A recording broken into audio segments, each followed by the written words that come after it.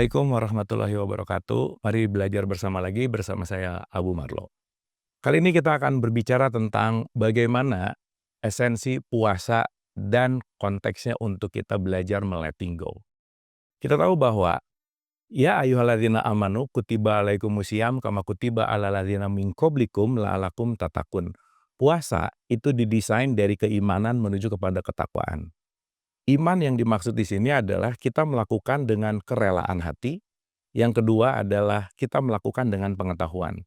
Sehingga senantiasa apa yang kita lakukan dalam puasa ini bukan karena harus, bukan karena tradisi, tetapi ini adalah panggilan untuk aku melakukan sebuah yang namanya perubahan.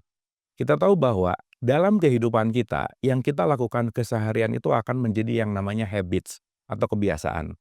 Dan kebiasaan itu akan menjadi drive kita lebih dari 98% dalam keseharian.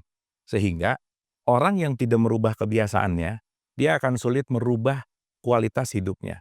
Nah, dalam fase puasa ini, kenapa kalimatnya adalah hai orang yang terpanggil?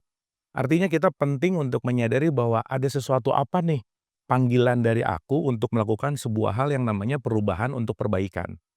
Salah satu dalam konteks yang namanya ketakwaan, ciri-ciri orang yang bertakwa, salah satu hal yang paling esensial adalah pandai mengontrol amarah. Artinya apa? Ketika kita punya kebiasaan marah dan marah itu dilatih tiap hari, maka kita akan ahli dalam yang namanya marah-marah. Oleh karena itu, ketika kita ingin melepaskan supaya kita tidak terjebak dalam konteks amarah, yang selalu dengan kondisi apapun yang datang ke kita, kita melakukan marah-marah, artinya apa? Kita penting untuk melepaskan voltase, berlatih marah, supaya apa? Supaya kita menggantikan setiap respon apa yang datang kepada diri kita, itu jangan diawali dengan marah-marah, tetapi diawali dengan pemahaman dan pengertian dulu. Nah, dalam proses ini, katakanlah, ketika kita tidak makan dan tidak minum, kita sedang belajar untuk melepaskan sesuatu yang tidak terlalu penting. Sama halnya, ketika dalam keseharian kita tidak memiliki jeda, kadang banyak pikiran yang tidak penting kita selalu pikirkan, perilaku yang kita lakukan tanpa sadar yang tidak penting kita ulang-ulang, sehingga kita tidak punya waktu untuk melakukan yang namanya kontemplasi, dan disinilah saat yang paling tepat di mana makan dan minum itu adalah kepuasan indrawi kita. Sesaat itu diiyahkan terus, diokekan terus, kita akan terjebak dalam bentuk yang namanya craving.